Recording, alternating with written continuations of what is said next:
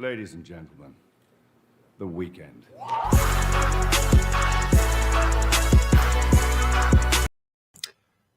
Ladies and gentlemen, it is the weekend, and welcome to another edition of Wrestling with Weekends.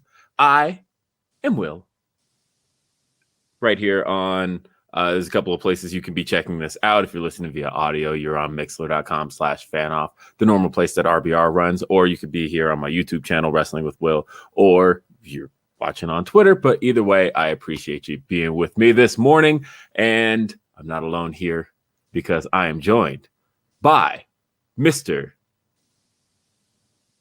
How do I put this? I was going to say Mr. Yeah, that's a good way to do it. I was going to say the Black Wrestling 500 himself. Yes. Mr. Righteous Reg. What's up? What's up, Will? What's up? Thank you for having me this morning. Hey, thanks for doing this. I'm glad we finally got to do a podcast together. I've been wanting to do this for a while. And yeah, it is Saturday. It's September 11th. It's the 20th anniversary. I've got my I Love New York shirt on because right before we got up, I was like, okay, what do I do here? Right. What am I gonna wear? And then I was like, oh, this one's perfect. I actually got this in New York, so nice. I think I got it. Is it WrestleMania weekend? I think 2 years ago. I think it was. Yeah, 2019. Yeah, 2019. Yeah, that's when I got the shirt. So, and I love New York. I'll be there in just another week and a half for Grand Slam. Oh my God, you lucky son of a gun! That's gonna be a great show. I know it is. Yeah, I don't know. I have been thinking a lot today about 9/11 because I don't know, for whatever reason, most years, you know, I reflect on it a little bit, but this was the first morning that I got up and I saw all the clips of Thea Trinidad on the news this morning and everything that was going on. And so I don't know. I actually did start to reflect this morning about like, where was I at that point? Because I was a freshman in high school, definitely a freshman in high school. I was 14 or going on 14 because I'm 33 now. And yeah, it's just interesting to think about like where my mindset was at that time, like just where everything was back then. Do you remember where you were? Yeah, it's actually a super funny story. It's Wrestling with Will on a Saturday morning.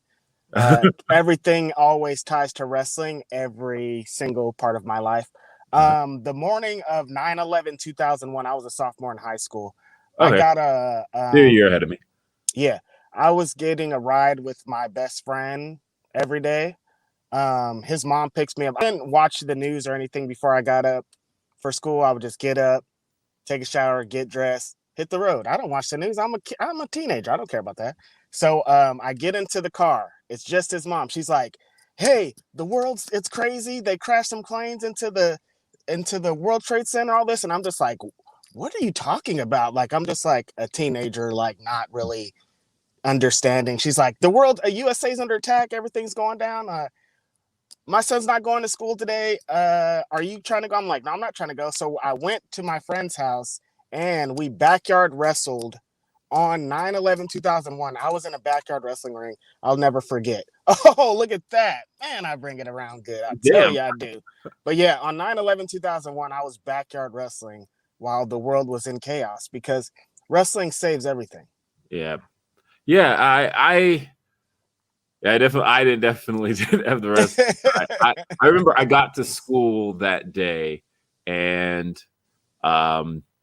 so back then we each got one off period of the day, and I always managed freshman year. Everybody always told me, make sure your off period is your first period of the day, so that way you can sleep in.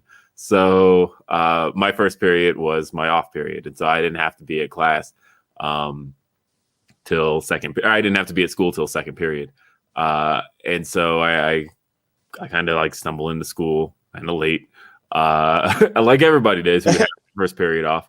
And I walked into class, and I remember this kid. His name was Greg Lombardi, stopped me, and he's like, he goes, dude, terrorists just attacked the Pentagon. And of course, I have this like idea in my head. I'm thinking like, I don't know, like a Harrison Ford movie. Right.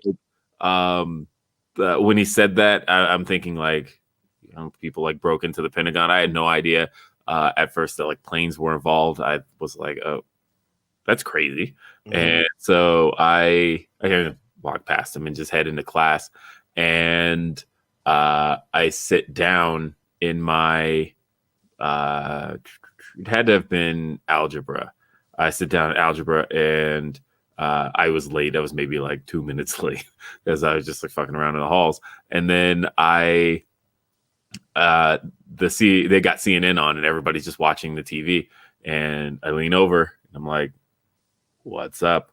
And somebody's like, dude, like the US is under attack. And they're like, they hit the World Trade Center. I'm like, no, they didn't hit the World Trade Center. They hit the Pentagon. Like, that's what I was just told outside. And they're like, yeah, that too. And then that's when I realized like the magnitude of what was going on. Right. And yeah, it's been a crazy, it was just a crazy day. And then normally there's this place I still go to this day because I moved back to my hometown 8 years ago. But there's this place that I used to go to for pizza, Anthony's Pizza and Pasta, which does a whole New York style pizza. And I always went there for my lunch breaks, and I stopped there and they were closed. And they were like closed in observance of what's going on in America today. And I was like, wow, this is like really serious. Like, I'm a ninth grader. Like, I didn't really like know the magnitude. But what was crazy was we had like 4 back-to-back years of just like, how was it? 4? Yeah, 4 back-to-back years that at that time period of crazy shit. Because like, I live in Colorado. So when I was in the 6th grade, Columbine happened. And so that was a really big deal around Colorado. Right. And then when I was in the 7th grade, my teacher died. My 7th grade teacher died, and they had to like explain that to us. And then 8th grade, we had a student die, and then 9th grade was 9/11. So it felt like every year. Trauma. Yeah, we had a big trauma every year. It felt like, and it was like my 10th grade year was like that first year that I think I was like in anticipation of like, okay, what's it going to be this year? And there was like no moment where we had a day of like silence or like just a day off or something like that. But it was happening every single school year for a while. So, man, I can't believe it's been 20 years. Right. Time flies. And I'm still friends with like all the friends I had at that point. So, and reading the chat, Sean in the chat, he says, I was taking an AP history test. Our teacher picked them up, gave us all a free grade, and put the TV on. I don't think teachers spoke a word for the rest of the day. Braden in the chat says, I was in the 2nd grade. Thanks for making me feel old. Oh, thanks, Braden. And they sent us home early, but didn't really tell us what's up. I remember going home and being mad no one would help me with my homework. And then over on the YouTube side, my boy Mike Scally brings, oh my God, Mike, the picture.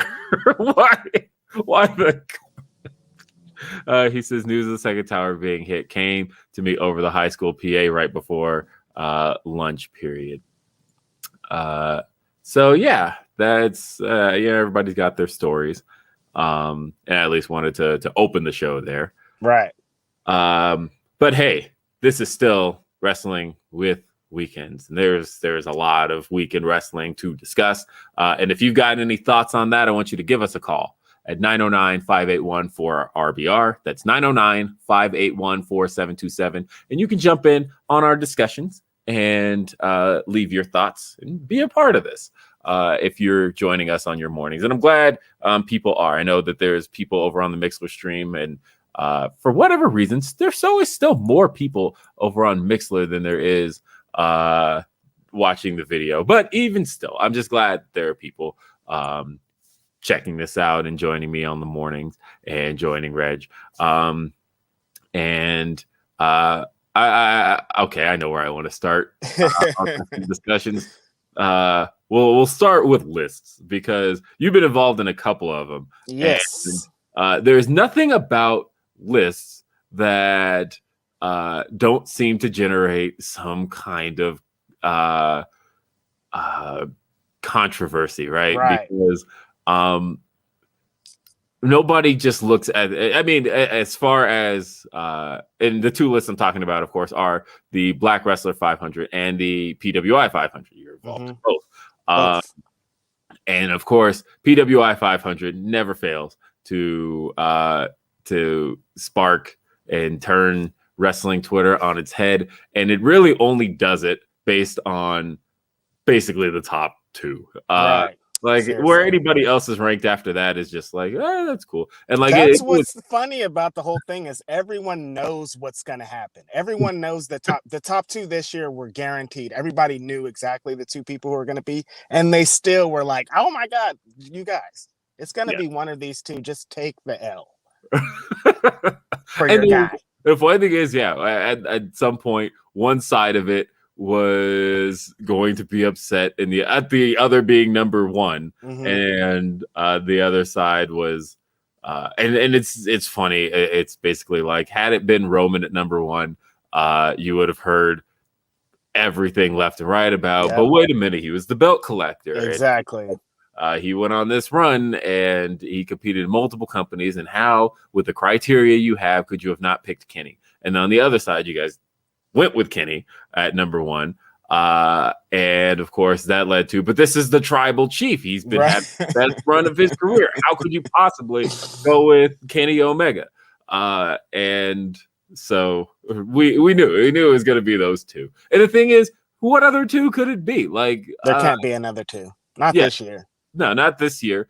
And the thing is, like, the arguments that were made were and Thaliano says in the chat, three sides, Danhausen. Well, he's PWI's number one no matter what, so it's fine. But and by the way, my kids just this past, like 2 weeks ago, just got exposed to Danhausen. My son thinks he's the funniest act in wrestling, and he just like pulls up YouTube now and just like finds Danhausen videos, and Danhausen is for the kids, so yeah. But yeah, it's because I have grown to love the PWI 500, and part of it is, you know, one of the things that people kind of give a knock on it is that the biggest knock I always see is, well, it's a kayfabe list. And, you know, taking a step back, I'm always like, but what other criteria could you give professional wrestling? Like it is, at the end of the day,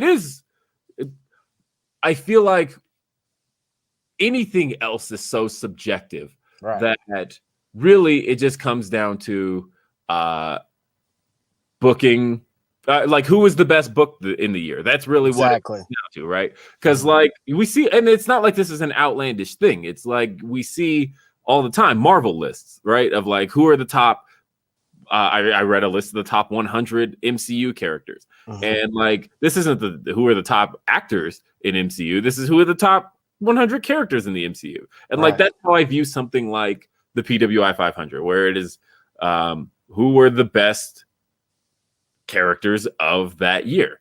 And I think Kevin, the editor, put it the best way as to why it's a kayfabe list. If it wasn't, then Bryan Danielson would have been number one for like 12 years straight. And how like that's boring after a while.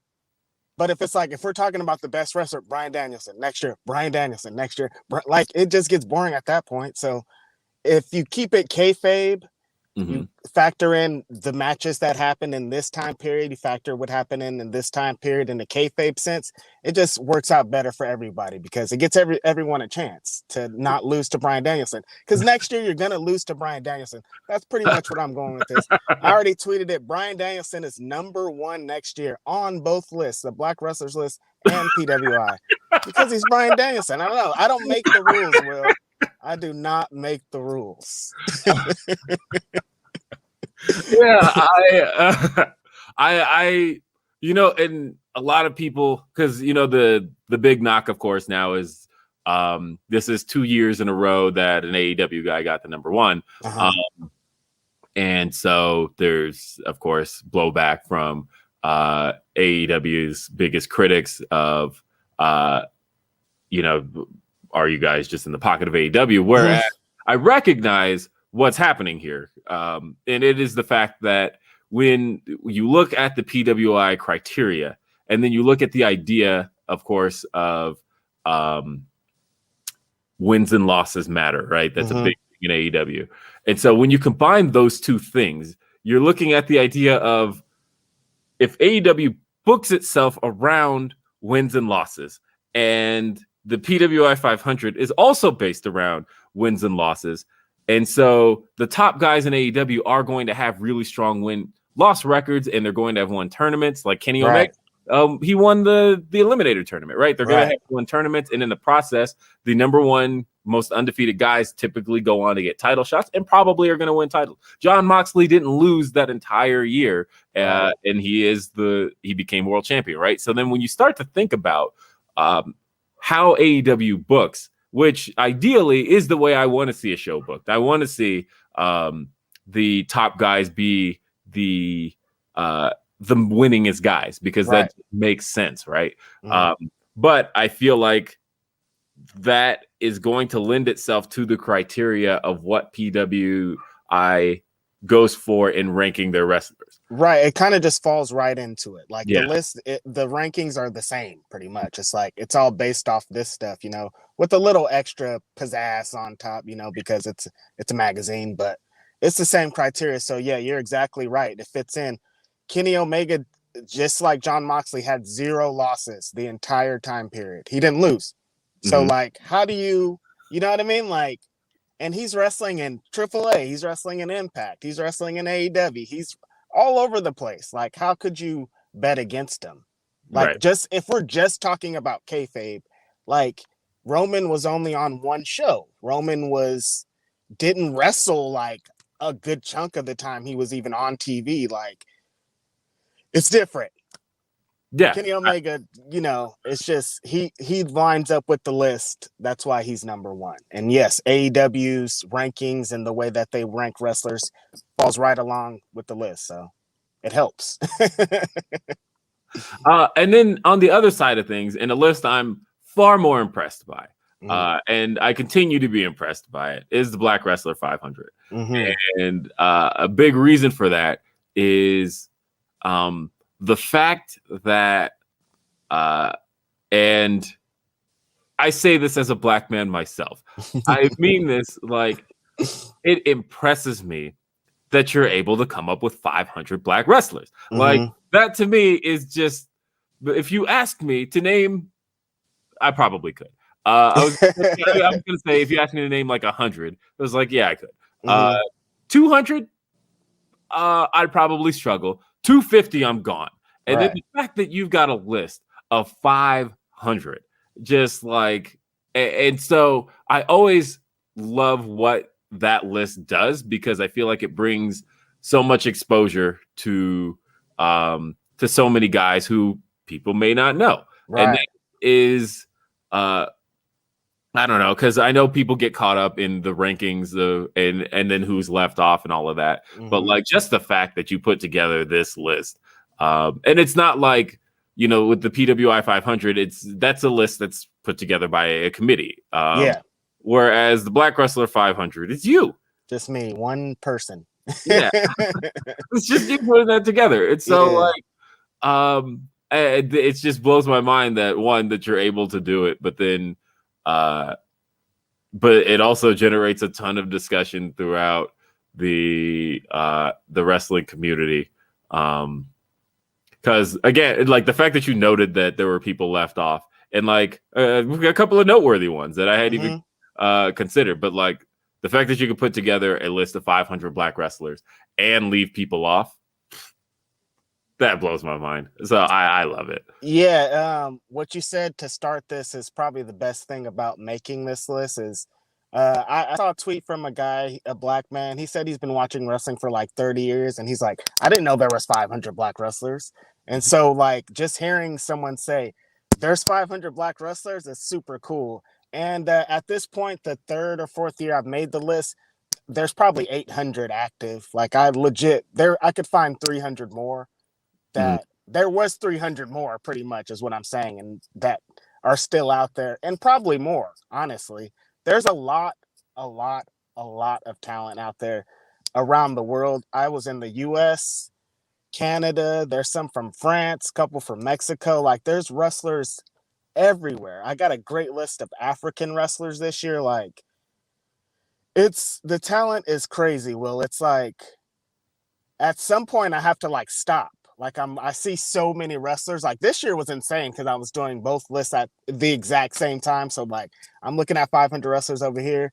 Plus I'm finding, I did the 500 last year, so I had that base, but I wanted to find more. So I found another couple hundred. I'm just swimming in wrestlers. So like, there's legit wrestlers all over the world. I wanted to spotlight. That's why this whole list thing started, just because I was seeing so many wrestlers that weren't getting the shine.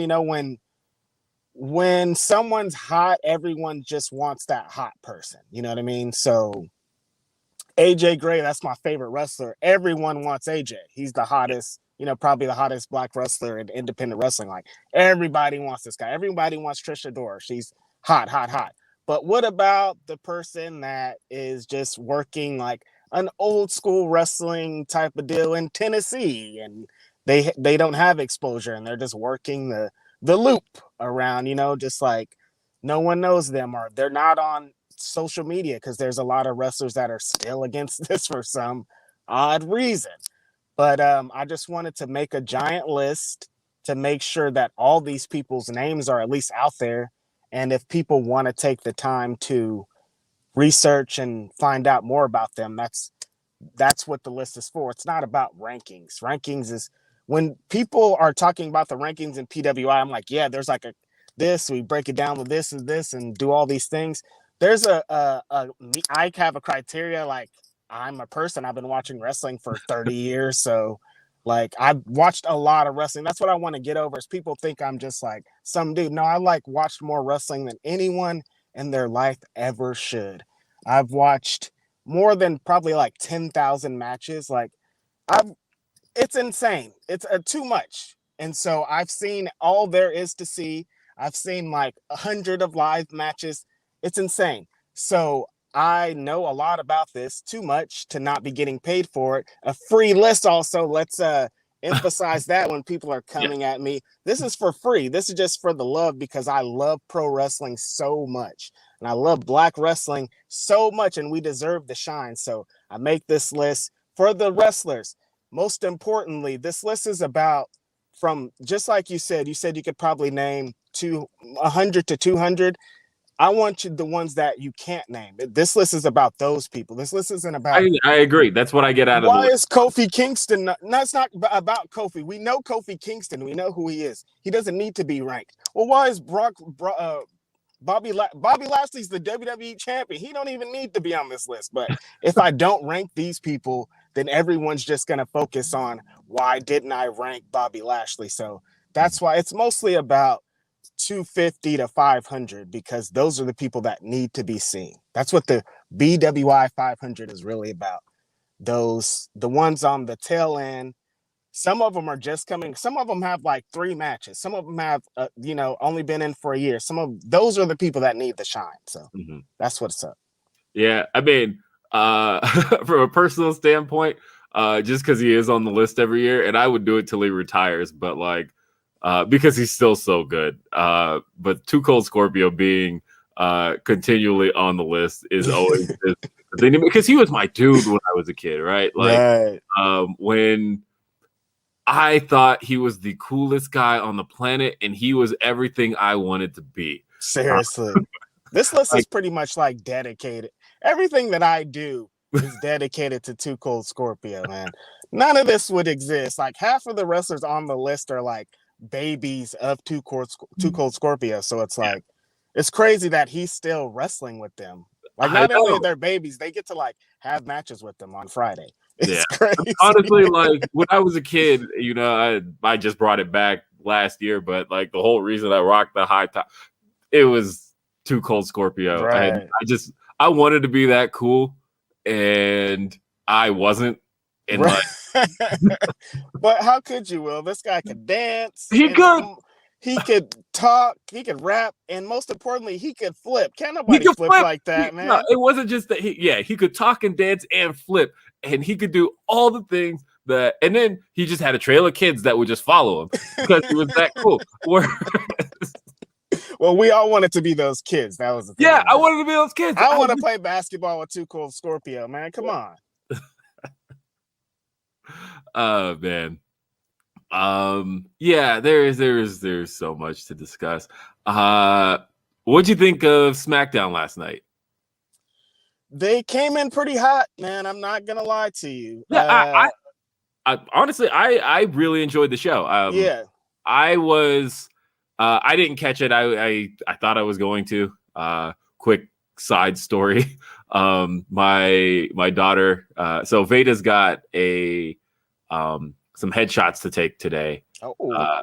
And so we're really excited for that. And so it was probably, let's see, SmackDown comes on at 6 here. Mhm. I said it was like 4:50.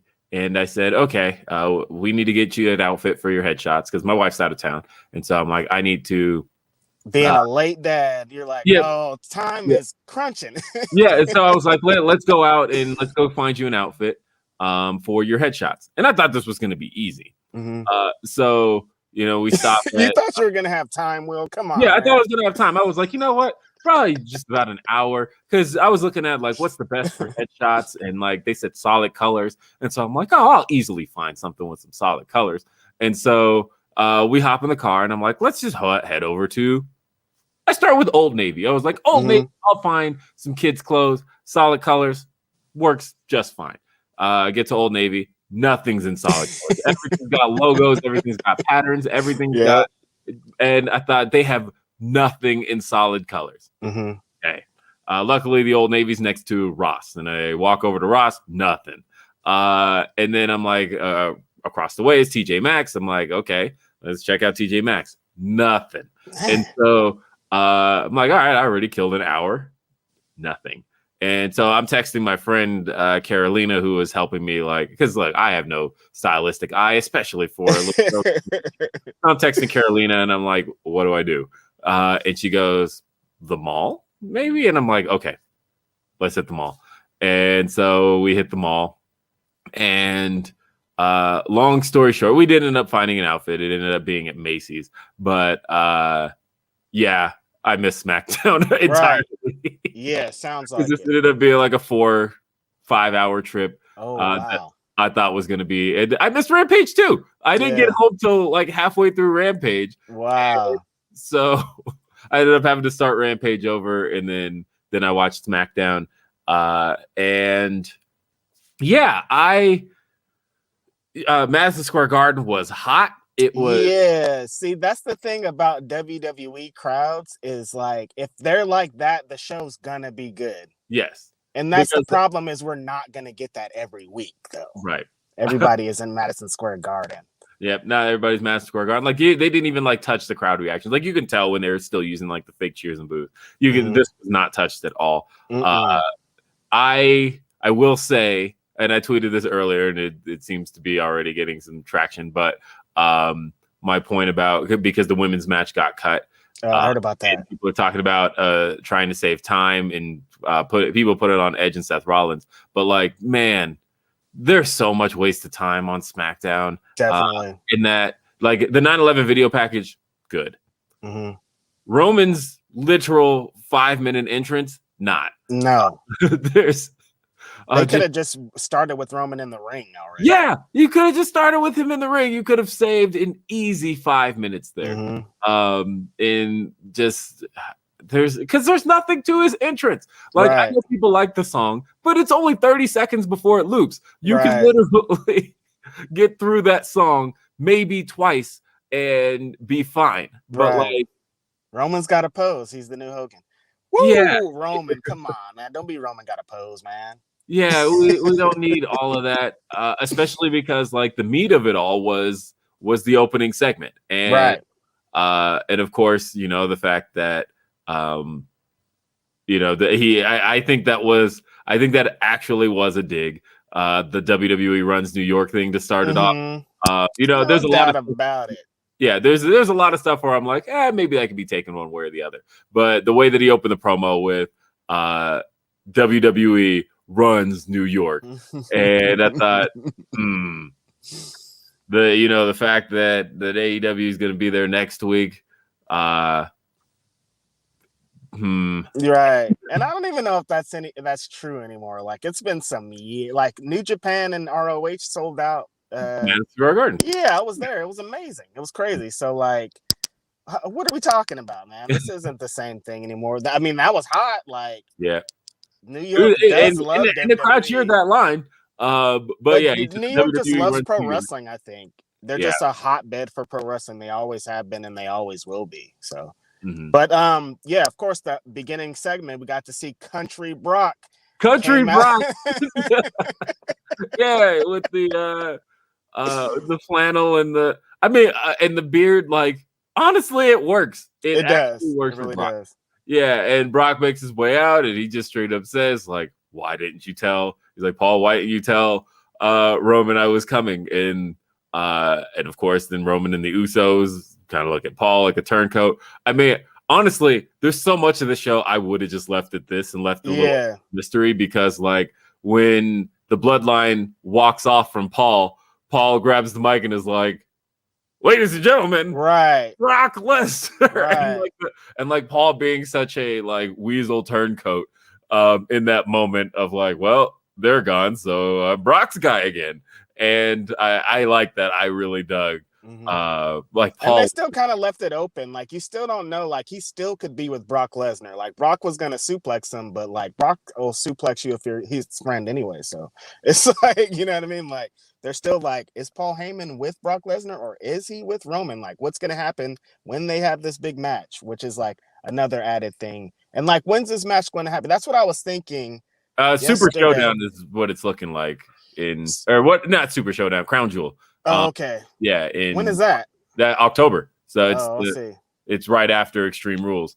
So yeah. So I think the thing I was most curious about last night is what is WWE gonna do when AEW has that stadium show? What do you think they're gonna do that week, like with Raw or SmackDown? You think they're gonna go with like some big match to try to compete? Could Brock have a match on SmackDown maybe for the first time and since the worst match I've seen in a long time? I can't believe I brought it up and I'm sad about it. I'm sorry. Forget about it. But could Brock Lesnar quite possibly have a match? You think, because WWE is going to try to do something, right? Yeah, I have no idea, to be honest, because what'll be the most interesting is that, you know, the one thing Tony Khan talked about from that show is that it's going to be a super card. And exactly. Part was he said that it's not just Dynamite, that they're also taping Rampage there as well. And so, you know, for Friday, you also have just a ton going on.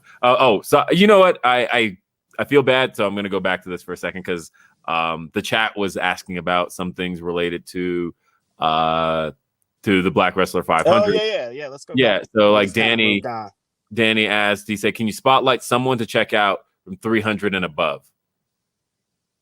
300 and above.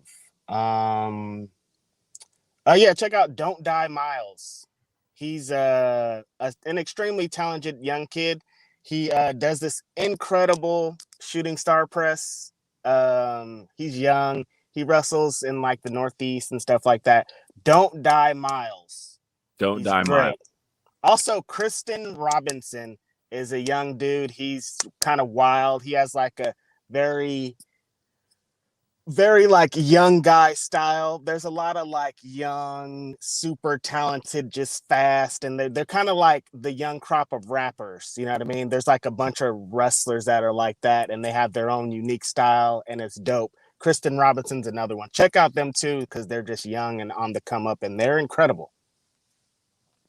Yep. And then Mike brought up, he said Dante Martin is going to shoot up the BW or the B500 damn quick at the rate he's going. I mean, if anybody is, look at this guy and what he does. I mean, just him jumping in the air on a leapfrog is like the most incredible thing you've ever seen in your whole life. So the man is incredible. He'll be super high next year.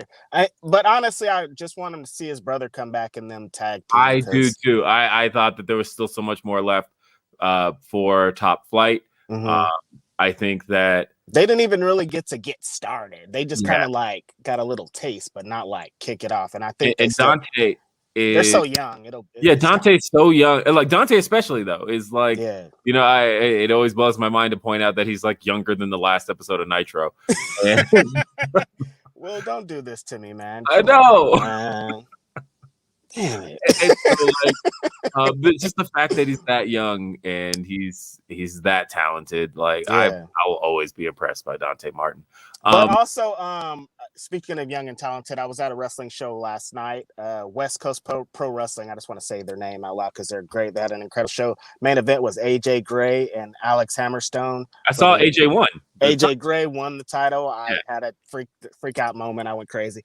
It was great. But there's some young guys on that show, specifically Midas Creed, another one I want to spotlight from the list. Midas Creed is a young guy out here in the Bay Area who was just tearing it up. He's had a couple of shots in GCW recently when they're out here on the West Coast.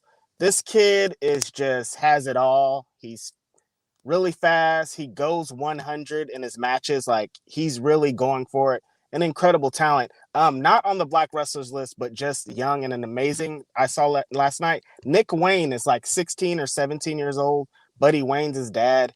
This kid is crazy. Look him up. Nick Wayne. Yes. All right. Yeah, no, I'm glad you had a good time at that show. It was nice. There was the Spaces last night put on by Phil that ended up going into some discussion as a few people at that show jumped in when really the whole thing sparked because of all the shit from yesterday. Phil was going through it yesterday. I know. and I got Phil's back on always. Yeah, because I mean, like, the work he does and the discussions he opens are I think always worthwhile. And some of the stuff I saw in response to what he said, you know, of course, I saw the tap dancing gif, and that just pissed me off. Yeah.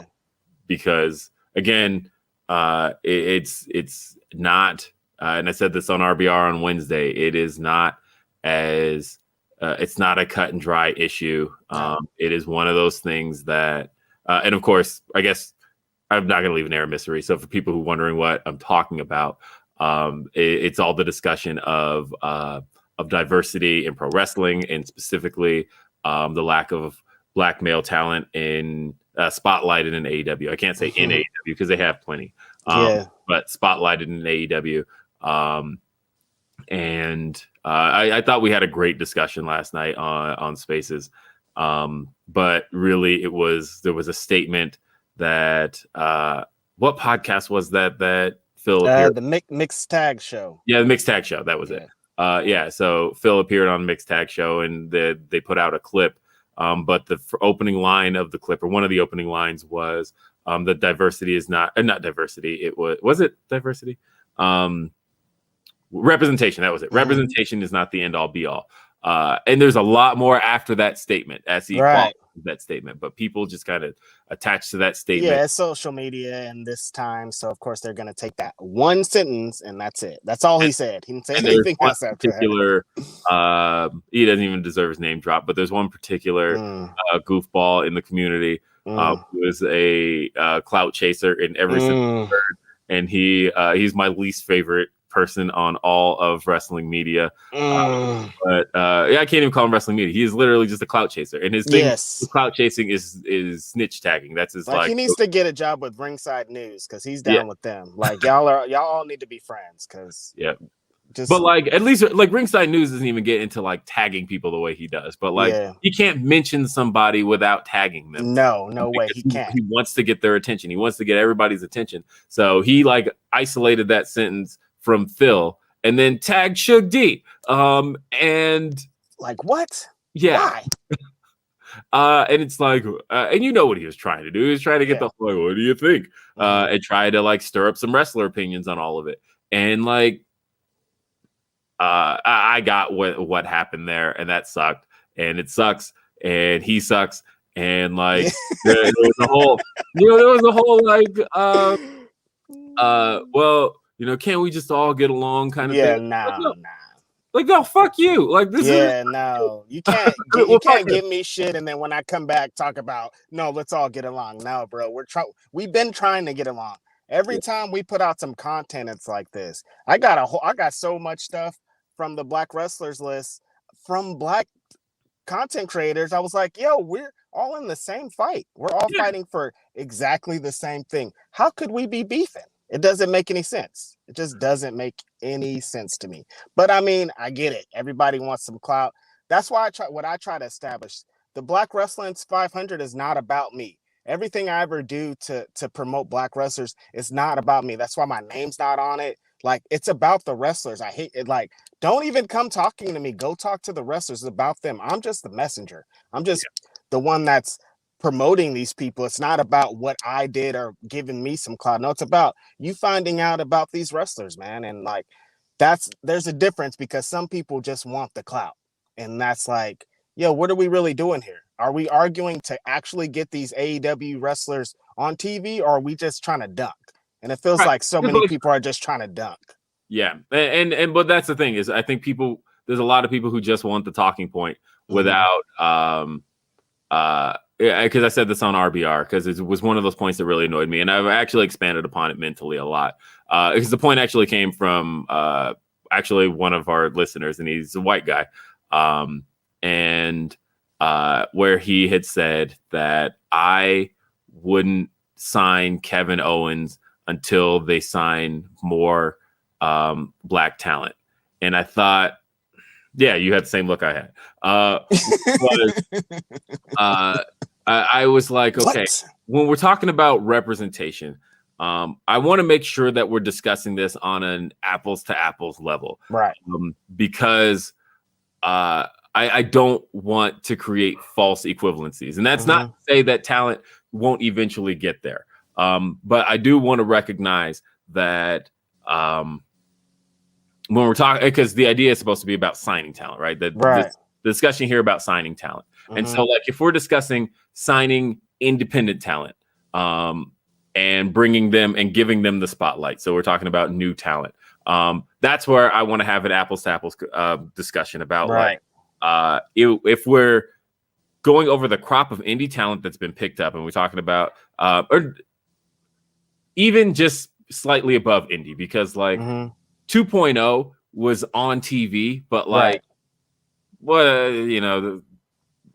if you ask the average like WWE viewer, they're not NXT. Oh, and I lost him. He'll probably make his way back, and of course now I'm in both. I'm in both windows. Give me a second. Let me take care of that, because I seem to have lost Reg for the moment, but I'm sure he will find his way back shortly. Up there he goes. I'm back. Yes, there you go. Sorry about that, you guys. No, it's all good. But yeah, like, 2.0, they're not. I hate when people are like, "Oh, they're signing all these NXT guys." Like, can you count them as NXT guys?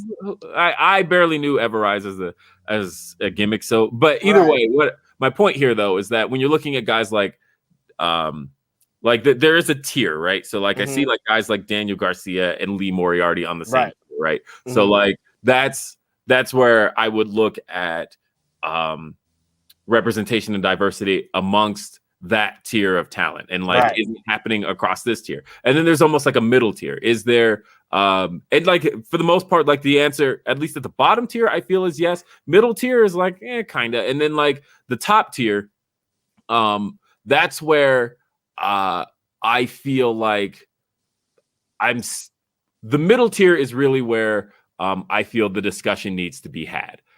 Because at the top tier is where I think people want to throw the discussion, but I can genuinely give a little bit of the benefit of the doubt and call me whatever you want for that. But at the top tier, when you think about guys like a Bryan Danielson or an Adam Cole or like a Kevin Owens coming up soon, or even a Malachi Black, I have to ask myself at that point, across that tier of talent, who opened up? Like, it would be one thing if like Cedric Alexander was up and they passed up on him. Ricochet. I would have a discussion. Or like Ricochet opened up and you passed on him, or my favorite example is like if Xavier Woods opened up and you didn't sign him, like I would be furious, right? Because like he is above that tier of talent. I feel like he could be I could feel like he could lead a company. But I feel like across that tier of talent, now there are going to be some opening up like really soon. Like I think people don't quite realize that a lot of the guys that were signed in 2019 signed 3-year deals. And so like there is a crop of that talent that is going to be opening up next year. At which point, again, I want to have apples to apples discussions. At the middle tier is where I feel like that discussion could be had, because like I was all in on when Scorpio Sky pulled down that ring. I was like, yes, it's gonna be it. And then Men of the Year formed, and I was still kind of like, this could be something. And now I'm like, where are my Men of the Year? Like I like Ethan Page too. And so that's where I feel like that discussion is being had. But I feel like so many people are grabbing from the top. Right. I want to see somebody get the same treatment as a Bryan Danielson, and I thought you're not going to see that. It's Bryan Danielson, you guys. We have to there's some levels to this. That's all that you have to establish. Yeah, we're talking about Bryan Danielson, like we're talking about something on a whole nother different level. That's like one of the greatest wrestlers of all time. You know, my all-time favorite. I think the only what needs to happen here is in order for there to be a big black AEW star, they're going to have to take a chance. They need someone that can talk. They need someone that can make people want to see them fight. And I'm specifically talking about some wrestlers they need to hire, specifically 2 wrestlers that I think you could make into the AEW champion if you sign them and you gave them a mic. One is frontman Ja, who could talk anybody into any arena, I feel. Play his music, start the show, give him the mic. They're going to hate him in 5 minutes. Number 2, I think, will be the best representation for a lot of what needs to be seen on TV is Darius Lockhart. I think if you give Darius Lockhart the chance, Darius Lockhart, give him a mic, let him do those promos that he does and put them on TV, a lot of people would get behind that, I feel, because it's just these guys can do it. And I think specifically in AEW, there's one guy, one black man, and a lot of people say, oh, is this guy a black man? Ricky Starks. Give him the mic and give him the chance. You have an AEW world champion there. They always say, well, who can talk and who is this and who is this? Ricky Starks is all those things. He can do everything. He could be up there and he could be the one. It's just going to have to be a chance taken. And I think one thing specifically people need to realize is it's still only been like 2 years, you guys. Like AEW is like still trying to establish themselves. When Adam Cole and Bryan Danielson's deal are up, they're going to sign them over everybody and they're going to put them at the top of the card because they're amazing wrestlers. And that's what we have to realize. But they're still just like a young company running off of like just trying to show great love to pro wrestling. They're not trying to do anything super insane. They're just trying to like show love to pro wrestling, give fans what they want, and that's what fans want. Another thing of this black wrestling representation, beyond us trying to convince the promoters and these wrestling companies that they should have more representation, we have to convince a lot of fans that these wrestlers are who they are.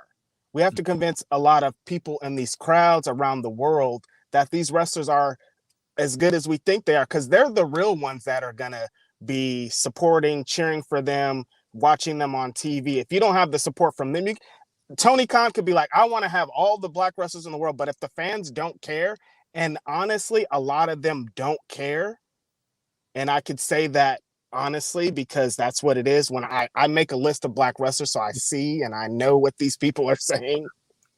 But honestly, these people don't care, and you don't give them a people to care. I mean, you don't give them a reason to care. You know what I mean? So what it has to be is we have to start what I said yesterday. Have you ever heard, you know how there's CM Punk chants for years? We want Becky, we want Wyatt chants. Have you ever in your life heard that for a black wrestler? Has there ever been a time where a crowd has hijacked a show to make sure a black wrestler gets shine? How many black wrestling signs do you have? When have you seen a sign that's like, hey, I like this black wrestler? The crowds don't show what we are trying to do and what we say on the internet. And we have to get the crowds into it too. I don't know. That's another fight that I don't think we've really thought about and went for. But yo, the people that are really going to be here, a lot of them aren't on board. And like, I don't, that's another fight that we have to go through. So yeah, it's a lot. It's deep. But that's so much. What I feel it truly is it is such a more nuanced discussion that and my friend works there too. I also want to establish Will Hobbs is my friend. So when you guys are talking about AEW, I'm like, yo, my friend works there. So dude, and that's the other thing too. Like the same deal. I feel like and a lot of people, we talked about this last night, don't necessarily have the discussions with wrestlers. Right. Like really getting how they feel about it. They just want to make they just want to score YouTube points and dunks and things like that. That's what I'm saying. Yo, my friend works there. They changed his life. He's having the time of his life. If you ask him how he loves AEW, what he thinks about AEW, he's going to say it's the best thing that ever happened to him. So we're having these discussions about black representation, all this. Well, one black wrestler that's a powerhouse and on there loves it. It's the best thing that they changed his entire life, you guys. Like, come on, man. We have to you can say all the things you want, but there are things happening. And I'm not gonna lie, I have this little bit of bias in my heart because I got to. Do you know how much it means to somebody who hasn't really I was always pretty good at making music, but I never really pursued it. And I have 2 theme songs. Used to be 3, but I have 2 theme songs that I participated in the creation of that I get to hear on a weekly basis. When Sammy Guevara's theme song hits, do you understand that I still get chills up my spine whenever I see somebody comment, man, this song is so dope, and I'm just like, it is, isn't it? And then when Big Swole's music hits, same deal. I have this feeling in my heart of and if somebody hates on the theme, I just block them just because I'm I don't need that negativity. Yeah, I don't need that negativity. But when I hear that, I just feel it in my heart again of just I had a hand in that. It's a proud moment. And that's at the top of my wrestling bucket list right now is getting a wrestling theme. I just I don't know how I'm gonna do it, but wrestlers, please hit me up. I got you. I had no idea this was gonna happen until because with Sammy Guevara, it was a case. You know what? I've never told this story. It was literally a case of Montezzi had hit up Sammy. He slid into his DMs and was like, "I would like to make a theme song for you." And Sammy that's the strategy, huh? Yeah, that was it. He slid to his DM, said, "I would like to make a theme song for you," and Sammy humored it. He was like, "Okay, well, if you want to, I'll at least humor that." And so Montezzi put together the theme really quick, and he sent it to Sammy, and Sammy was initially I don't know, until he heard it and was like, okay, maybe. And Sammy ran it by Cody, and Cody was like, hey, if you could tighten up these things here, I think this is a better theme than what you've been using. And so Montezzi comes back to me and is like, hey, can we tighten these things really quick? And I was like, yeah, sure. When do you need it by? And not to throw Montesi under the bus, but he sent this to me. I think it was September 29th. And he was like, well, Sammy's going to have the opening match on the first episode of Dynamite on October 2nd. So, He's like, yo, I need that back in like 10 minutes, bro. Yeah, he's like, so like tomorrow, like, and I was like, okay. So either way, that's how Sammy's theme came together. That's awesome. Yeah, so that was just, so it was cool though, of just how all of that happened. And literally, like I said, it was Dynamite's first episode was October 2nd, and or maybe it was October 4th.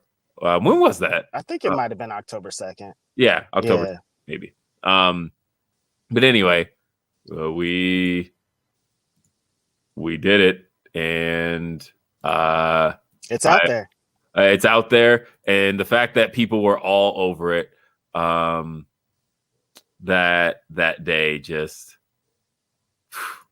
I still get chills just thinking about the fact that I saw people just all over the theme, and so that was life changing. But anyway, so like I have people there who are happy, who are just having the time of their lives, and I also know a number of people in WWE who have recognized that to get where they got, it wasn't as simple as just I'm a black wrestler, I'm good, I'm athletic, and I got what I needed.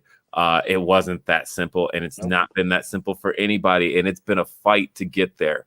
And they're still fighting while they're up there. So, and I feel like the people who compare the two are like, they're like, well, you see, black wrestlers get pushed over here, and black wrestlers don't get pushed over here. So then, therefore, that must mean that WWE is the promised land for black wrestlers, and it's like, but it's not quite that. Yeah. And yeah, like talk to some wrestlers before. And I'm specifically talking to people in media who run these kind of things. Like talk to some wrestlers before we get there. Couple more things from SmackDown, by the way. But like, okay, so back on the topic of SmackDown, we went way off. Yeah, but this is a topic that's really important to me. It really is. Obviously. But on SmackDown. So yeah, Paul Heyman gets threatened by Brock and to give him the match. And he puts him in F5 position, and then the Bloodline makes the save, and Paul Heyman is shook pretty much the rest of the show. And then we had the 10-man tag. I bring it out Trey Young. Are you kidding me? They brought out Trey Young in New York. I had no idea where that was going. Me neither. Sami Zayn gets on the mic, and then I'm like, what kind of swerve are they going to pull right now? Like, are they going to have some joke fake Trey Young or what? Yeah, no, you brought out Trey Young after those NBA playoffs in Madison Square Garden. Right. Yeah, you know, I actually, for a sec there, I was kind of nervous because you know how wrestling fans are. Some wrestling fans are like, I only watch wrestling and I don't know anything else in the whole world. So, like, it's like, are these people, they're in New York and in Madison Square Garden, but do they know the significance of this? Do they know that, like, he got booed out of this building for reals? You know what I mean? Yeah. But no, it definitely translated over because, you know, New York is going to, they just don't like people they don't know anyways. So it, like, goes hand in hand. Like, if they know him, they're going to boo him. And if they don't know him, they're going to boo him. Yeah, it was, it was something, and I was impressed that they went there. Sam Zayn, man, he just like gets he just knows how to do it, man. He knows how to do it. It was so good. He's the perfect one to bring him out too, just because, like, of course he would, and that's his friend. I wasn't even paying attention to the 10-man tag after that because I was so floored that they went there, and I was impressed that they went there. And then we had Edge versus Seth Rollins, which I thought was better than the SummerSlam match. Yeah, definitely. And maybe from a match perspective and from a action perspective, maybe that wasn't the case. But, you know, Edge has talked about this himself, how Edge isn't a big fan of stadium wrestling. Right. Because he has said that the feeling's not the same. Yeah, You can't. he was like, it looks good, Yeah. because you have so many people, but he's like, the open air basically makes the sound travel differently. And he's like, but when you're in an arena, the sound is coming directly at you, and you feel it, and you feel it at home. And so, and he's like, and you can react to it better in the ring. And so when he talks about that, I was paying a lot of attention to this match from that perspective of I'm definitely getting more out of this match from the Madison Square Garden crowd than we could have ever gotten out of Allegiant Stadium in Las Vegas. Right. It just sounded better. And I felt like these two are they'll have their matches will get better with time. Like if they have 3 more matches, the last one will be like the greatest match we've ever seen. Yeah. Like they could run it for a while. They just have like chemistry. He's just one of those Seth Rollins is one of those guys you knew Edge wanted to wrestle when he came back. Like you just knew this guy was one of the guys that Edge was going to be in a feud with, and here we go. They're going for it. Yeah. And I enjoyed it. I enjoyed the action. I thought this was probably the best WWE TV match I've seen all year. Edge had a really clean pedigree. I was shocked at how good that was. Yeah.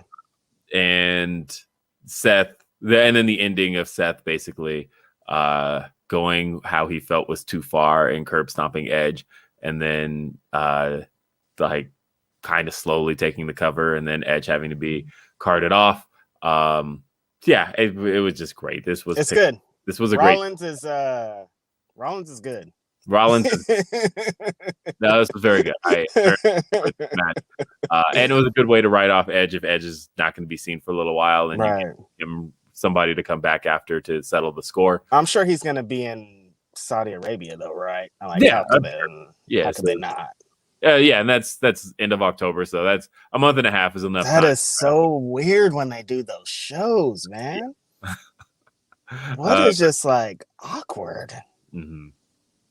And then we basically just kind of had the main event. Oh yeah, wait, sorry. It's Becky and the contract signing. Yeah, they had the contract. Yeah.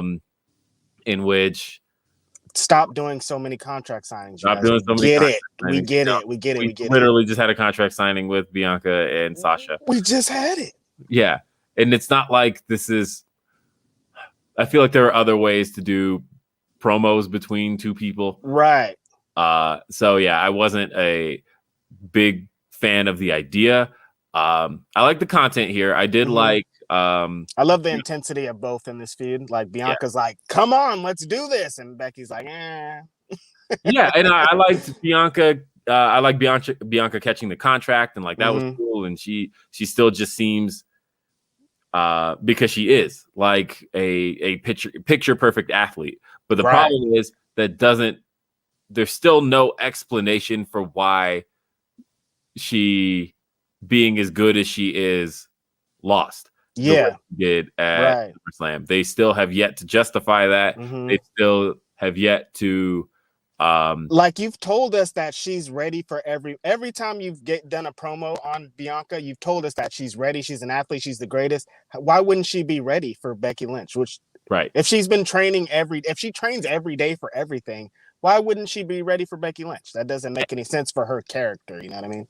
And as I've said, one kick out would have made all the difference to me. Right. You just kicked out one time, and then Becky has a look of like, wait, did she just kick out? And then turns out and just starts like levying some punches on her, and then hits her with one more just to like really keep her down. Then that, I feel like, one, that would have cemented the heel turn, and two, that would have made Bianca look resilient. And the heel turn is just not, people just don't want it. Yeah. They're like, we like you, we love you. Of course they don't want it. They were chanting, "We want Becky," for weeks leading up to her return. And Mike in the chat says Becky looking like Gangsta Elf. Seriously. So yeah, that was but yeah, it was a good segment. And then the main event, I was a little bit disappointed in that, you know, Street Profits and Usos have given me some good action in the Thunderdome of all places. So I was with a Madison Square Garden crowd, I was going to get a little bit more. And then on top of that, you screwed them out of the finish. Right. They're spamming this match too much already. Like we've already seen it like 2 or 3 times. Like we want this to happen, but you guys are classic WWE giving it to us 20 times before they really give it to us. You know what I mean? Yeah. And I have said before, I gave them tag team of the decade. I love the Usos. I was just, I don't know. This wasn't fully, something about this wasn't firing the way I wanted it to. And then by the time I felt it was about to get there, you ended it on a DQ, which then brought out shameful. Yes. And then that brought out the demon Finn Balor, which I know Paul Griffin is really like that. You got a big pop from the crowd, but Paul is like, he's so upset about this because if he loses, if he loses again, it's just you're gonna do the same thing you did the first time.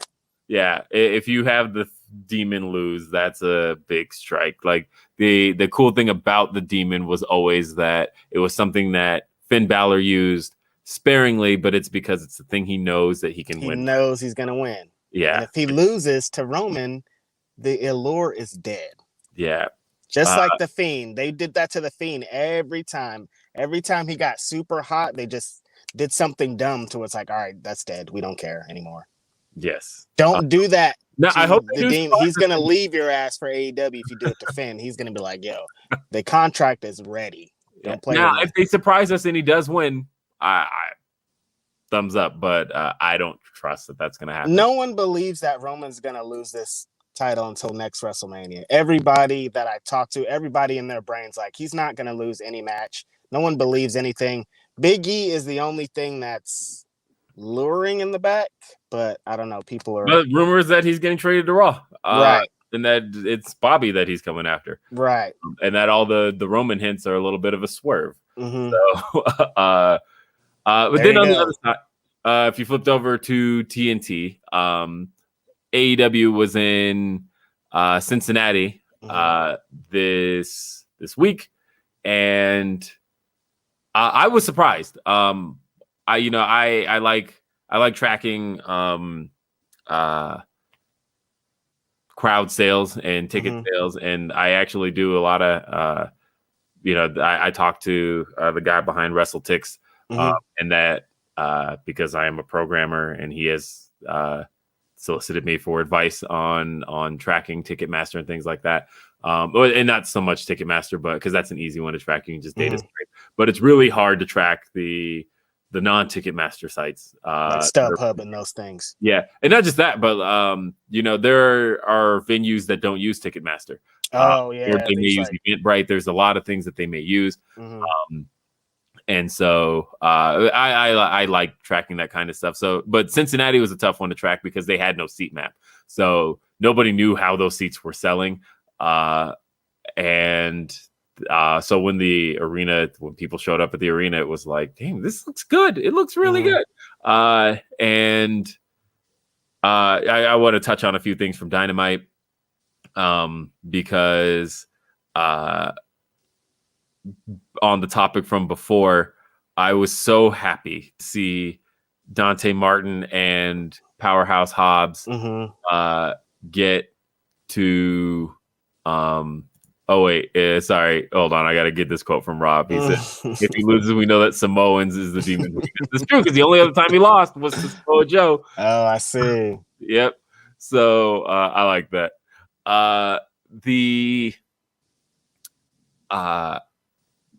So as far as Powerhouse, so starting with the CM Punk promo, Punk comes out and he basically plays John Cena, right? He's just like almost an SNL mode of, tonight we got a great show. We got John Moxley, and he's Cincinnati's own, and he's just talking up people. And then Taz was hilarious because I don't know if something got missed and that like Taz came in too early. Right. Punk played off of it, but he's like, don't you ever bring up Team Taz members? And CM Punk's like, I didn't. Right. But he totally did. CM Punk lied because Yeah. I've seen 3 or 4 interviews Well, and where he that was specifically what says, we "I brought him want up. to wrestle Powerhouse Hobbs. He's one Yeah, of the he was like, you guys." brought him up in interviews. Don't you bring up Team Taz members? And CM Punk is like, well, send Ricky Starks, send Hook, send Powerhouse Hobbs.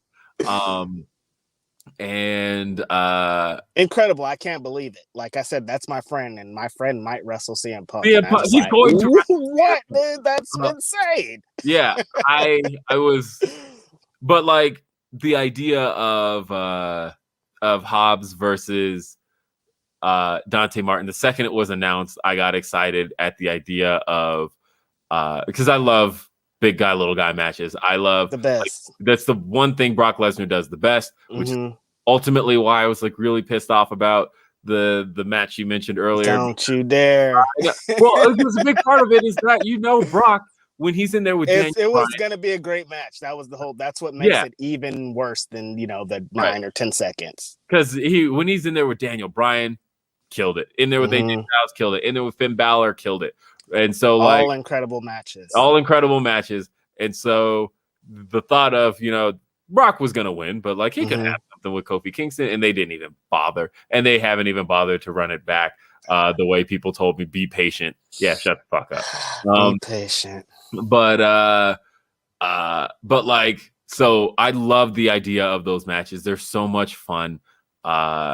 It's almost like Rey Mysterio's specialty, working with bigger guys. Right. So the idea that this dynamic could happen with 2 guys who deserve that spotlight. And we got exactly that, right? We got especially on we got the ratings numbers back, such a huge Dynamite too. Yeah. Like so many eyes on that show. Well, that was the thing. I felt like this show was a really smart show from the perspective of the eyes were on this show because Bryan Danielson's here, Adam Cole is here, and what's CM Punk going to do next? Right. And the cool thing was throughout this show, and then Ruby Soho as well. So there was so much buzz around these guys, and you could have done so much to just center on the talent people know and sustain that rating, right? Because you could have brought in Chris Jericho, who wasn't even there, and instead, the way that this show featured guys like MJF, the way the show featured Brian Pillman Jr., the way that the show went on to feature in a lengthy time to feature Powerhouse Hobbs and Dante Martin. And then, like, honestly, I thought that dive was the coolest spot in the history of the planet. The way that Dante did the dive and got caught and then just thrown against the ring post. That, to me, was the coolest reversal I had ever seen to a dive. Yeah, it's been getting around on the internet for sure. That such a great spot. I love that they both got to do both of the things that makes them great. They're both in their element. Hobbs is just being a powerhouse, flinging Dante around the whole ring. Dante's still flying and kicking and jumping and doing all the things that makes him great. It was just like a great match, great showing for both of them for sure. Yep, and the flip to the outside where he faked out Hook, like the timing, all of that was so great. I was so happy with this match. I felt like everything about that just came off so cool. But then in the end, Hobbs was the one to get the victory because Hobbs is going on to CM Punk.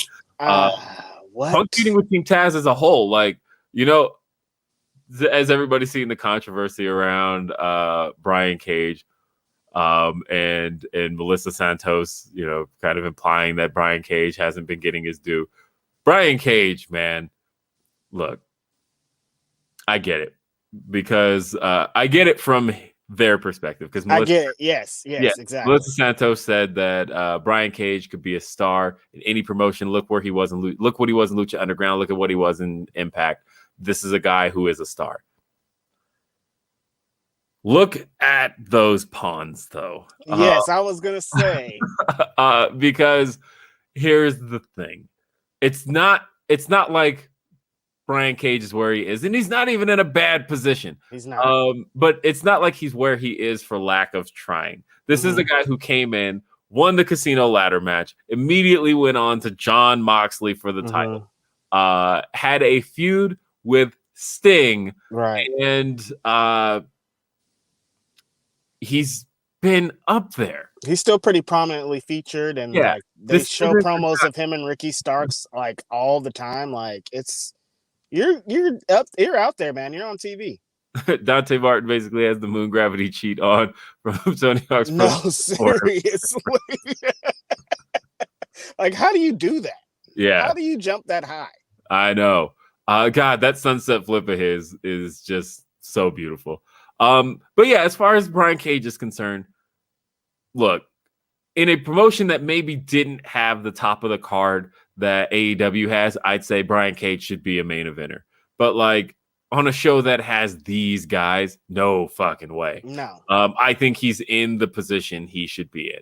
Yes. And maybe he don't want to be feuding with Ricky Starks. Maybe he knows he's losing to Ricky Starks next week. Right. But fact of the matter is, but like, I don't think he should be AEW World Champion if that's what they're saying. I don't. Yeah, definitely shouldn't be. And also, I'm sorry, but like, you know, pairing him with Taz was a good pairing. I feel that. Mm-hmm. But the second they brought in Ricky Starks, then all of a sudden, Brian Cage was no longer the personality of the group. Right. And when you brought in Powerhouse Hobbs, he was no longer the muscle of the group. Exactly. And like he looked better. And then I don't know. I'm a fan of Hook. Everyone loves Hook, man. I love Hook. What I love about Hook is that he hasn't done much of anything, but what he has done is crisp. And so it's just like it makes sense because he's Taz's son. Yeah. You know what I mean? Like that's such a Taz thing, is that like he would just be existing in this space for so long, but people like are genuinely interested in what he does just because he has some kind of presence. He does. And so, like, honestly, when you looked at the group, even with Brian Cage in it, by the time you added all of those members, Cage was the least interesting. Yeah. And so, right. I don't know. You know, that's just what it is, Brian Cage. I'm sorry. Dude. Yeah. You know, because, like, if you think about CM Punk feuding with Team Taz, it sounds great, right? Like Taz is so good on the mic. Taz and CM Punk going at it just sounds fantastic, and it was fantastic. Taz or CM Punk and Ricky Starks is going to be something. It's going to be phenomenal. It's going to be phenomenal. CM Punk going at it with Powerhouse Hobbs is the in-ring match that people want to see. Yes. Brian Cage fits nowhere with CM Punk. It's just like we're not. Yeah. I don't even think CM Punk's really that interested in that. Yeah, you know what I mean? I think that's what happened there. So, I'm sorry. And like, you think you're going to be put over Kenny Omega and Bryan Danielson and So speaking of which, one of the other major things that happened on the show was the segment with the Elite. They brought out Adam Cole and basically Cole explained that he is with the Elite. This is his family. This is I love that. I thought Cole was just like obnoxiously the best as he could be. Like, this is Adam Cole right here. And the fans honestly didn't really want to give him any heat, but exactly. One person that you could use for that. And I didn't even consider this until he turned around and went after Tony Schiavone for the Britt Baker relationship. I didn't even consider that. Didn't either. I didn't even when they said Tony Schiavone interviewing the Elite. Because we all love Tony Schiavone. We're like, there's come on, man. You can't be giving Tony Schiavone shit. Right. And the fact that he went after him for the Britt Baker stuff, I thought was so perfect. Was beautiful. Like, that is the greatest way to get Adam Cole heat with people. Because they were cheering Adam Cole. They were chanting Adam Cole until he went after Tony Schiavone and they started chanting Tony. It's brilliant. Such a great idea. I wouldn't have even considered that. That was so great. But then Brian comes out and Brian wants a match with Kenny Omega. And I like that Brian and Punk have gone in two different directions. Yes. Because the idea of Punk coming in, he's like, I want to. Because people thought CM Punk were going to do that same thing. They thought he was just going to come right in and be like, Kenny Omega, let's go for it. Right. And I almost wouldn't have. It's like I would have appreciated Brian being like, you know, I want to work with the younger guys like CM Punk is. But on the other hand, I like that there's a contrast. I love the contrast. I think it's perfect. the same tier of wrestlers essentially, Mhm. but Punk went for Darby Allin and is going for guys in Team Taz, Mhm. and Bryan Danielson's like, no, I want the top. And I Right. like that when he did it, he was told by Kenny, doesn't work that way. Mhm. But like that's who he wants. I think he's still going to get the match. I don't Of think he's course. getting, but I like that they haven't mentioned the title yet, Mhm. because if you end up doing it first for Bryan, you can do it and do it non-title. And then if it were me, I'd have it in the draw. I would go for picture perfect for me would be you have Kenny get suckered into to accepting the match and do Mhm. the whole what is it, the championship eliminator stipulation where Mhm. if he can beat Kenny, he gets a title shot. Mhm. And so they announce it for Arthur Ashe. Yeah. The biggest crowd possible. You do Bryan Danielson versus Kenny Omega in front of that crowd. 20-minute time limit. And, the idea, of course, is that Bryan's saying that he wants to prove that he wants to see how elite Kenny really is. And he's going to prove that he's better than Kenny. And I think Bryan kind of needs to be, just as this character needs to be knocked down a peg a little bit. And so I don't think he should lose, but I think he should find it harder to beat Kenny than he thought. And Gotcha. so therefore I would go for a 20-minute draw. I wouldn't do a DQ. I like it. Because I feel like a DQ would be taking the easy way out, and that I hate that. But if you did have these guys go a full 20 minutes in front of that crowd and do what these two do best, but neither is able to get the victory, I think that would create the best scenario for them. And like in that sense, you could then have Kenny walk away from it going, you didn't beat me, so you don't get your shot. Right. So then Bryan can work his way up, but you did Gotcha. start with Kenny. That's what I would do. That's pretty good.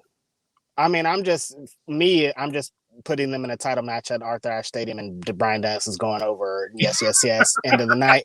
Cut the camera, AEW, have a great night. That's what I'm doing. If it was in my hands.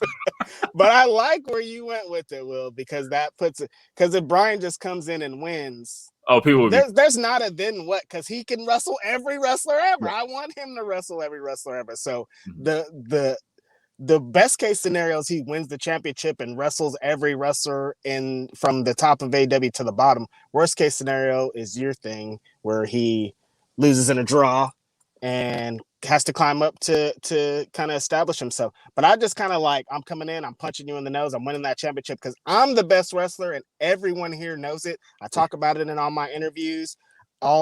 Every fan knows about it. All you wrestlers know it. I'm the man and I'm here to prove it, and proves it.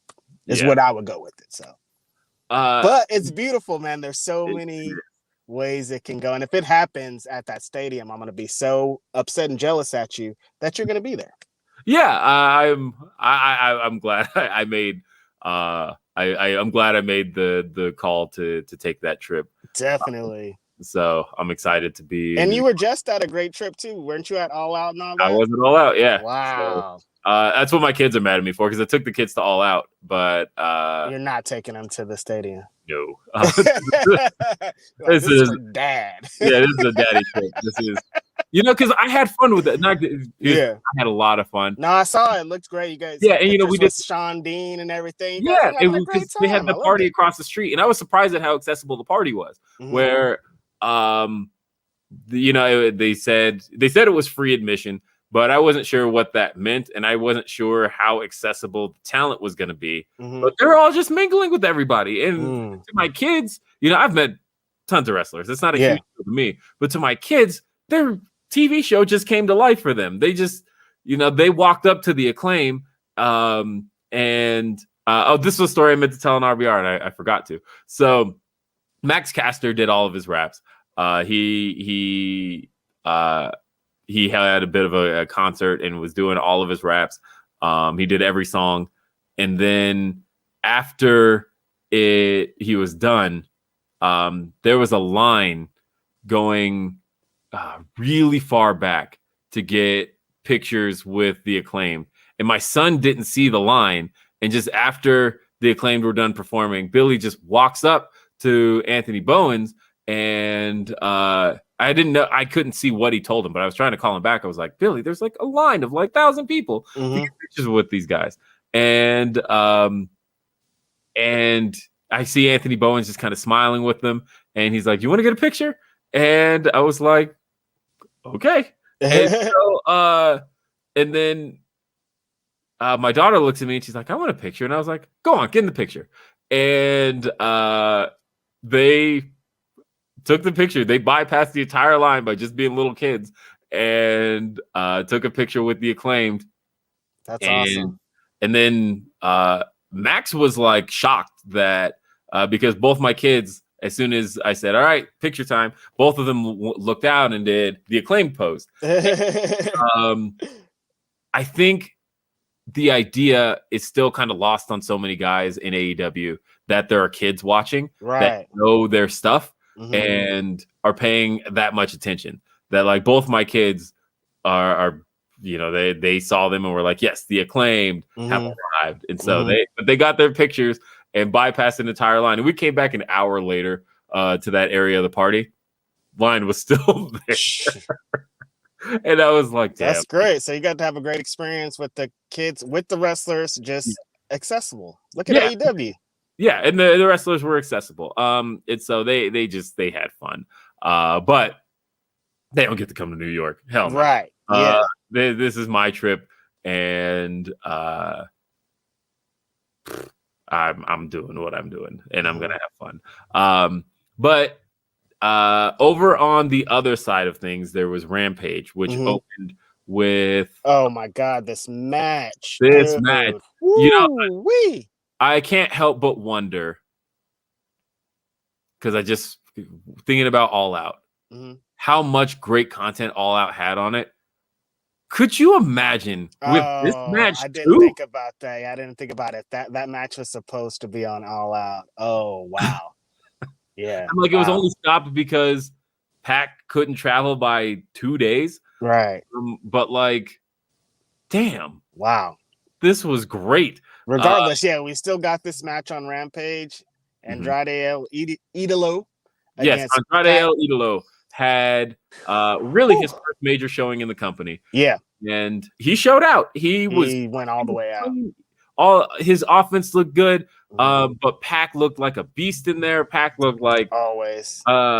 Because knowing Andrade was going to win, my worry was how does Pac sustain? But Pac looked great. Pac looked intense. He looked like he was on fire. Right. And he had the match won up until the interference spot. And we want to see a rematch after. Yeah, and now we want to see a rematch.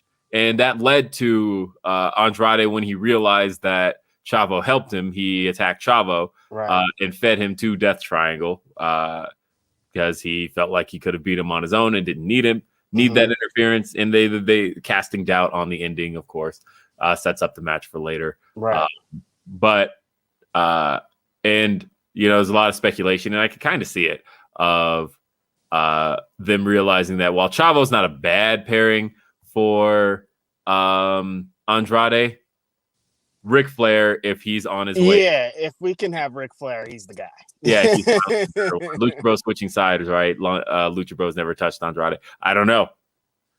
Don't know yet. But on the other hand, if Flair's coming in, the reason I would go with that pairing is because it's genuine. Yeah. Because and we all saw how great they worked together at the AAA show. It's like we want that. If we can get that. If you saw that, you would feel like well, and here's the thing, Antox, I want to bring that point back up. This feels like the Andrade we should have gotten when he showed up in June. He only had one match. When he showed up in June, the only other person he's faced is Matt Sydal. And I was there in person, so I don't know how bad how that came off on TV. But like everybody in Miami loved that match. Right. And I didn't think he was gonna do everything in that match. It was just a match against Matt Sydal. Like you're not gonna throw everything at him right now. Yeah, this was the match though that people wanted, and it was good, and it did what it needed to do. I think a lot of people are kind of sour on the ending, but what I mean, I will say that Pac being pinned after being hit with an iPad, Right. like That just sounds wild when you say it out loud. yeah. After being hit with an iPad.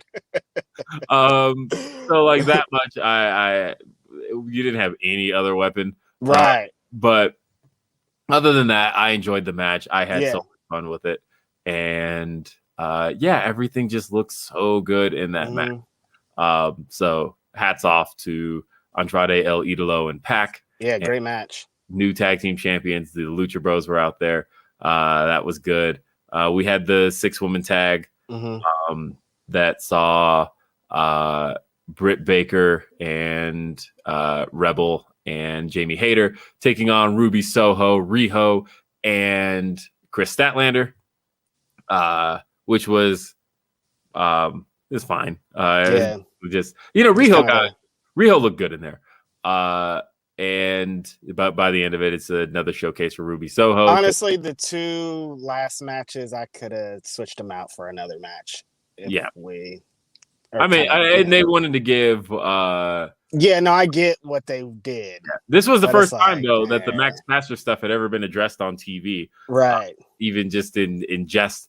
But they did it. Right. And then Max Caster had the match with Brian Pillman. Brian Pillman won with Brian Pillman's finisher.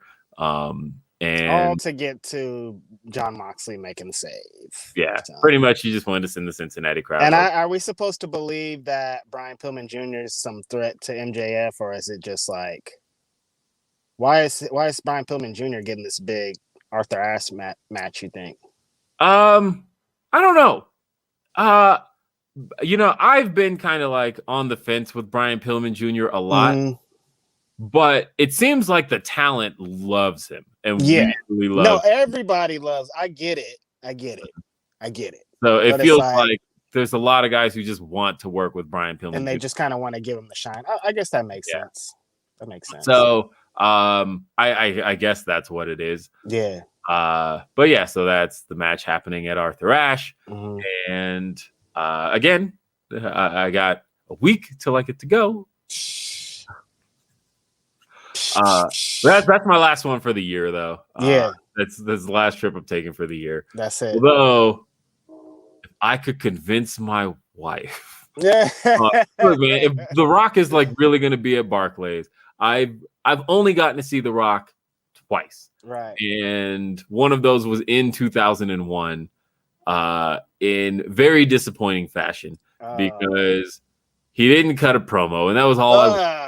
What he was backstage, and all we got from The Rock was he had a backstage segment with the APA, and but there was no finally The Rock has come back. I didn't get none of that. I didn't get none of the stuff I wanted to sing along. I didn't get an If You Smell. And he did have a match. It was I think it was a 6-person tag of The Rock. Dark match. No, it was it was on TV. Yeah, it was on TV. It was The Rock and the APA versus Booker T, Test, and Rhino, I think, maybe.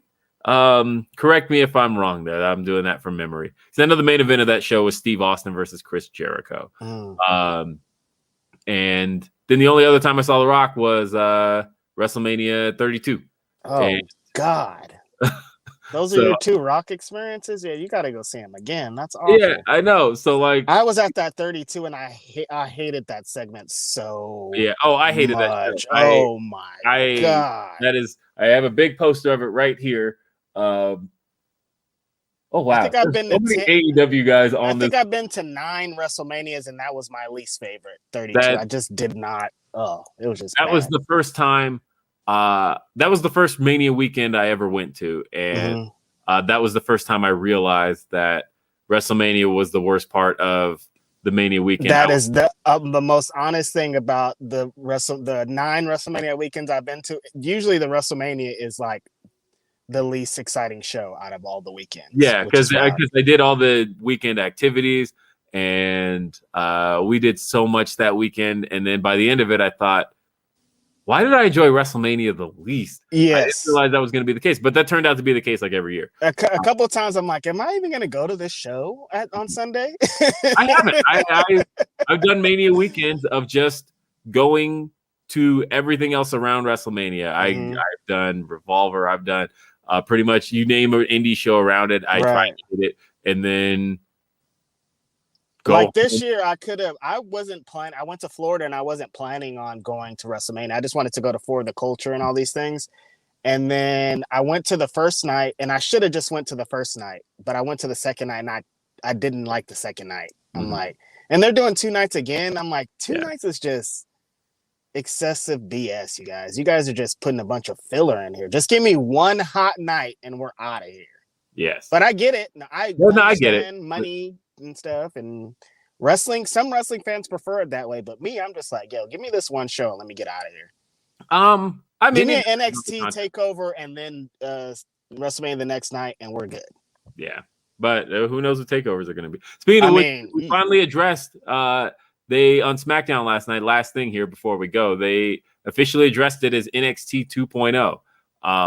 And I'm curious what that means because one, what does that make game show NXT?